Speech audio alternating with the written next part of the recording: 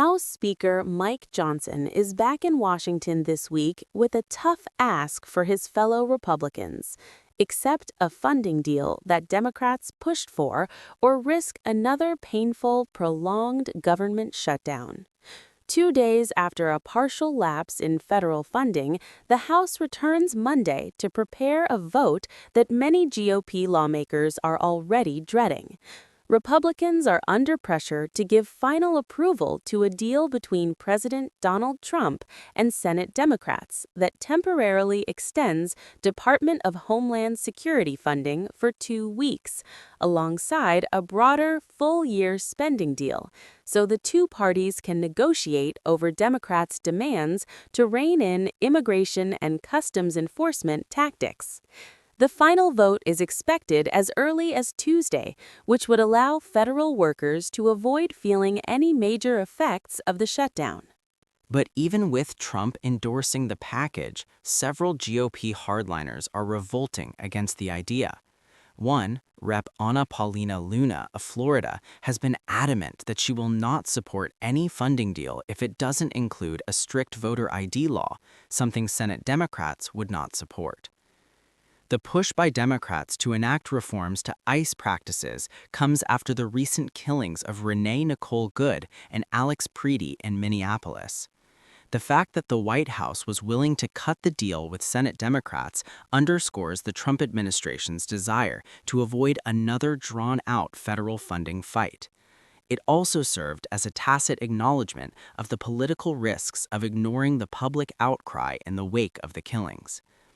As GOP senators left town Friday after passing the deal, many were confident their House counterparts would accept the bill, pointing to the White House's own approval.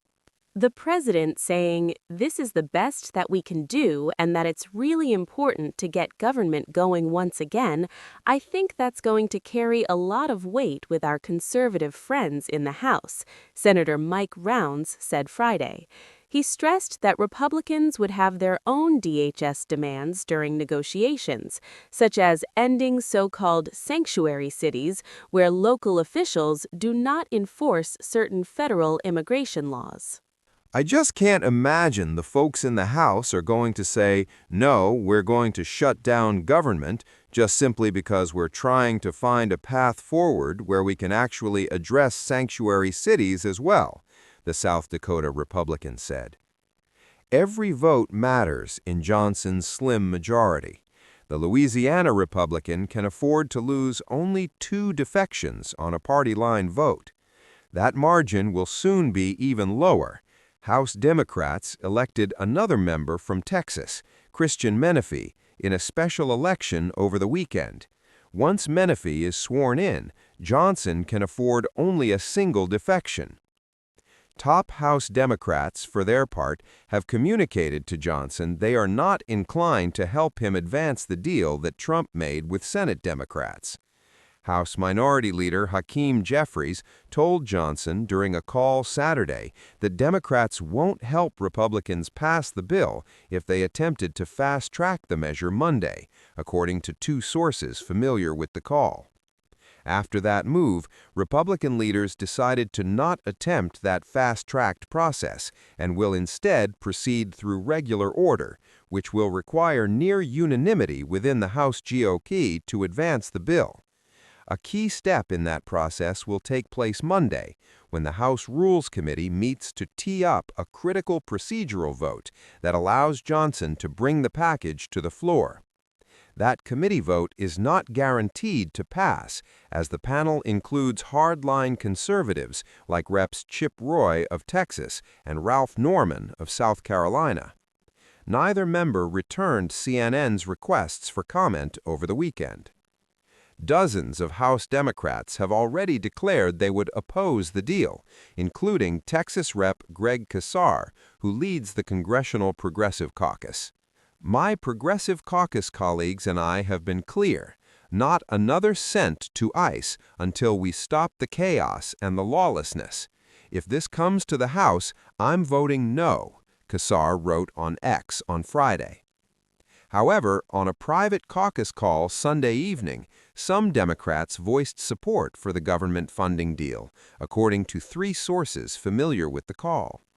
Reps Steny Hoyer and Jim Clyburn, senior lawmakers who previously served in leadership, said on the call that they support the package, one of the sources told CNN. Another source on the call said the caucus was not totally united on how to vote on the underlying bill. It's not unusual, however, for some Democrats to vote against these funding bills, while appropriators often back them. If the Republicans can overcome the rule hurdle, the source expected there would be enough Democratic votes to pass the spending bill. Once Congress votes to reopen the government, lawmakers will confront a far more complex problem. Both parties must come to a deal on how to rein in federal immigration enforcement officers, or face the prospect of another DHS shutdown in February. Already, a key sticking point in negotiations is emerging: the use of administrative versus judicial warrants. An administrative warrant is issued by a government agency, in this case by DHS, and is common practice in immigration enforcement.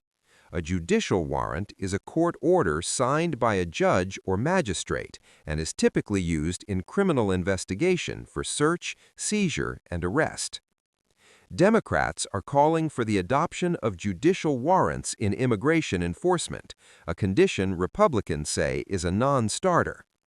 "Ain't going to happen," Senator Lindsey Graham of South Carolina said Sunday on Fox News. Jeffries, however, said judicial warrants were needed absolutely as a condition of moving forward. "The administrative warrants, in our view, aren't worth the paper they're written on," Jeffries said on ABC's This Week. Johnson said on NBC's Meet the Press that judicial warrants would just add another level of bureaucracy.